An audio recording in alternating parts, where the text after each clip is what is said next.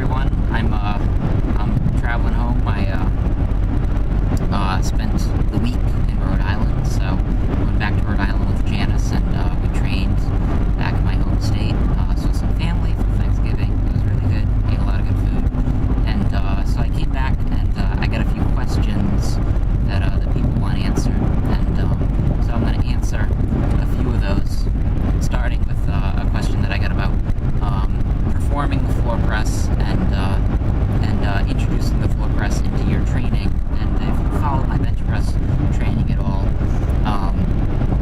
you've noticed that I've been incorporating a lot of floor pressing into my bench press training, and I basically dedicated one day a week to just doing floor pressing, in addition to 2 pause bench press days. And after I do bench pressing on those days, I oftentimes do a floor press as a lift variant, and I feel like my floor press has gotten me a lot stronger. So I'll talk a little bit about how it has gotten me stronger, what the benefits of the floor press are, and how you want to perform the floor press. So floor press, if you don't know the exercises, is a press variant, a horizontal press variant, similar to a bench press, except that instead of laying on a bench, you are laying on the floor.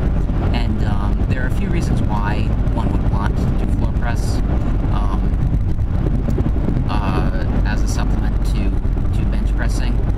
The first one is the position that your shoulders are placed in when you floor press. So floor pressing discourages either excessive internal rotation that can produce shoulder impingement, or excessive external rotation of the shoulders, which can be not fun for your rotator cuffs. You can't retract your scapula to the same extent doing a floor press as you can doing a bench press, but because of the position your body's in, because of the position your shoulders are in, your shoulders are actually kept out of harm's way a little bit better than if you were to do just a regular bench press. The second reason why you would do a floor press is because a floor press allows for you to, everybody likes to say that a bench press is a total body lift, and of course that's true, but a floor press actually allows for you to turn a compound movement into a not so total body lift. And so when you floor press, the idea is that you take away a lot of your tightness from your bench press, which forces you to have to stabilize the weight a little bit better, and you take away leg drive. And by taking away leg drive, you turn it into a press variant that utilizes the arms more. So you're utilizing your triceps more than you would with the regular bench press. And so for those 2 reasons, I really like the floor press. I think it really helps develop tricep strength. I think it really helps develop lockout strength.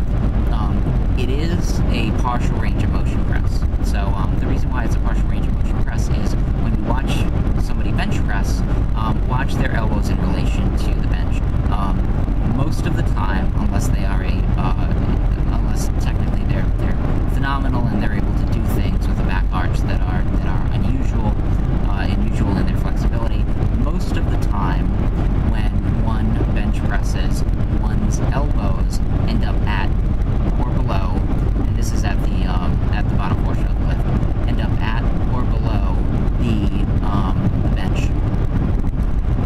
You will see this more and more pronounced the closer one's grip is. So the closer one's grip is, the more you have to arc in your bench press. Arc down on the eccentric and arc up on the concentric in order to keep your forearms in alignment with the bar. And in doing so, your humerus bone is going to dip below the bench further than if you were to use a wider grip, and your elbows thus are going to end up further and further below the bench than if you were to use a wider grip. So when you bench press, unless you're using a really wide grip and unless you've got a really good arch, chances are your elbows are at the very least ending up at the bench, if not below the bench. And for most people, your elbows will end up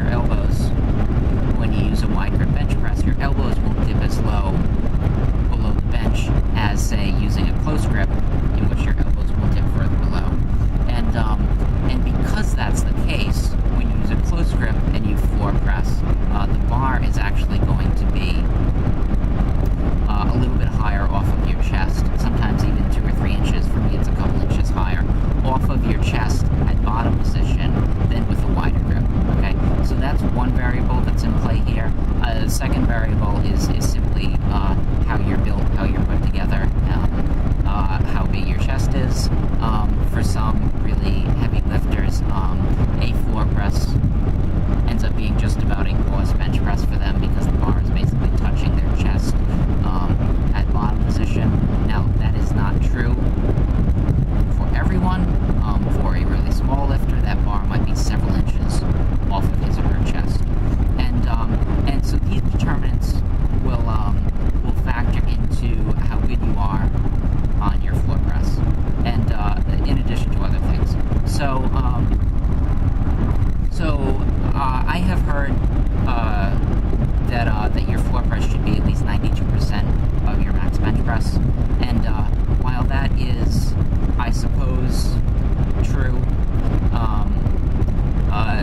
leverages and the size of the lifter and the grip width that the lifter chooses to employ will all be critical in determining what relationship your floor press has to your bench press. So if you're wondering whether or not you should use a floor press, the answer for any exercise variant, at least for me, is always, well, are you bad at it? And if you're bad at it, you should be doing it. If you're good at it, you shouldn't be doing it. So it's kind of hard for me to give a sort of numerical understanding of whether or not one is good or bad at a floor press. But I will say that a normal range for a floor press, based on, and this is entirely anecdotal. This isn't a scientific, exhaustive bit of research on my part. A normal range for a floor press's percentage relationship to a bench press for lifters will be from 90%, so your floor press max should be around 90% of your bench press max, all the way up to, I'd say, 108 to 110%. So for lifters that are, say, employing a wide grip and are good with a wide grip, like me, I'm best with my wide grip for my bench press. For lifters like that are using a wide grip for their floor press and are small, they might be better at a floor press. They might be able to floor press even more than their bench press max, and that's not entirely unusual. Actually, if you follow Mark Bell and watch his videos, I know Mark Bell has said that his floor press is basically equal to, or even better than, his bench press max. And there are a few reasons why he has longer arms for a bench presser. I think part of it also has to do with his weight loss, and part of it also has to do with the fact that his triceps and his lockout, being a multiply bencher for so many years, are really strong. And so all of those factors sort of coalesce into making him a very strong floor presser, as opposed to a bench presser. So you want to try and determine for you whether or not you're good at this exercise. And I would say that if your floor press is below 90%, if your floor press max is below 90% of your bench press max, you're bad at it, and you should do it regardless of what grip you're using, regardless of how big you are. If it's above 110%, you shouldn't do it because it's a waste of your time. Now, my preference is to measure it to my pause bench press, because a floor press is going to involve a pause at the bottom, and there is some confusion as to how exactly you pause at the bottom on a floor press. And when I pause with my triceps. Okay, I do not pause with the point of my elbow. All right, I don't let the point of my elbow make contact with the floor. And the reason why I don't allow the point of my elbow to make contact with the floor is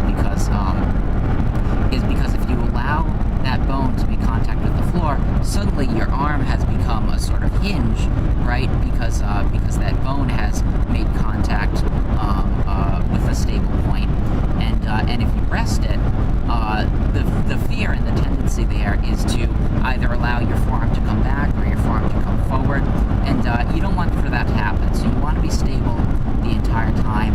I flex my triceps really hard as I approach the bottom, and I allow my triceps to make contact with the floor, okay? I don't allow my arms to rest on the floor. That's not what I'm doing here.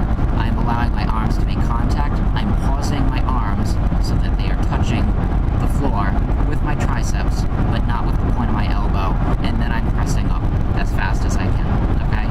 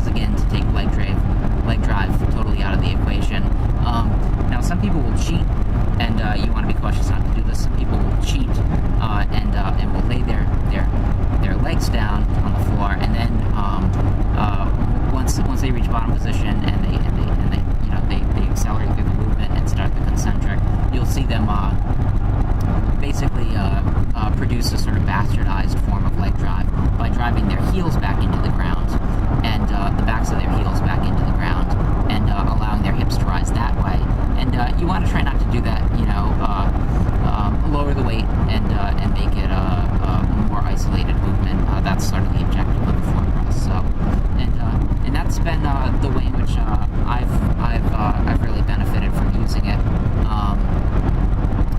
I've been able to take my bench press up in a short period of time, at least primarily due to floor presses. So, anyway, I've given you some outlines into how to perform the lift.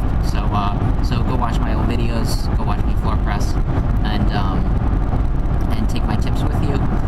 In addition to that, I've tried to give some insight into what the range will be in terms of floor press to bench press max. So have an idea of your bench press max and try to figure out your floor press max. If it's below 90% of your bench press max, floor press. If it's higher than 110, I'd say don't bother with it, do something else. But anyway, I hope that helps. I can answer any follow-up questions if you have them, just post them below. But I'll be back with another video soon. Keep watching. I'll see you all then.